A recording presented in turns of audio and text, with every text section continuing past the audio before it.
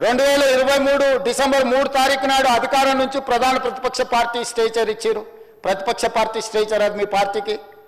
2024 మే జూన్లో పార్లమెంట్ జరిగింది, గుండు సున్నా ఇచ్చిండ్రు, మీ పార్టీని మార్చరీకి పంపించారు. నేనేం తప్పు మాట్లాడినా అధ్యక్ష?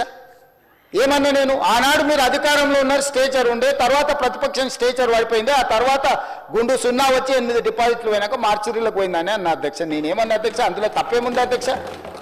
బీఆర్ఎస్ ఈరోజు మార్చరీలో ఉందని నేను చెప్పిన అధ్యక్ష.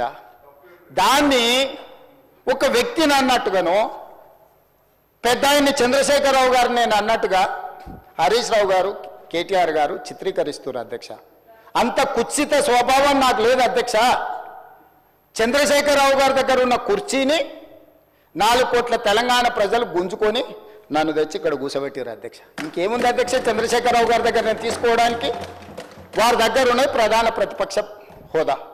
ఆ ప్రధాన ప్రతిపక్ష హోదా ఎవరికి కావాలి అధ్యక్ష? అయితే హరీష్ రావు గారు కావాలి, లేకపోతే కేటీఆర్ కావాలి. అయితే గీతే ఏదైనా కోరుకుంటే జరగరాంది ఏదైనా జరిగితే వాళ్ళిద్దరు ఆ కుర్చీ కోసం పోటీ పడతారు. కానీ నేను ఇక్కడి నుంచి అక్కడికి పోను కదా అధ్యక్ష. నేనెందుకు కోరుకుంటా అధ్యక్ష? ఇది సింపుల్ లాజిక్ కదా అధ్యక్ష. నాకెందుకు ఆపాదిస్తున్నారు అధ్యక్ష అట్లాంటి తప్పుడు మాటలు అన్నిటినీ?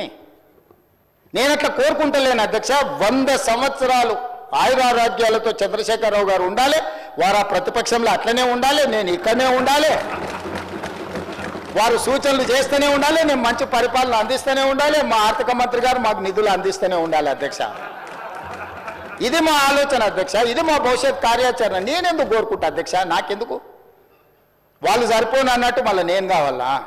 వాళ్ళ ఇంట్లోనే పోటీలు పడుతారు నలుగురు, ఎవరు అందులోకి రావాలను. మా మిత్రుడు మహేశ్వర్ రెడ్డి గారు కూడా ఉన్నారు. మంచి మనసు ఉంటే మాతో పాటు ఇక్కడ కూర్చుంటాడు, ఈ రోజు కాకపోతే రేపైనా. ఏమున్నది అధ్యక్ష, నాకు మంచి ఫ్రెండే, నేనేం కాదంటలేను అధ్యక్ష.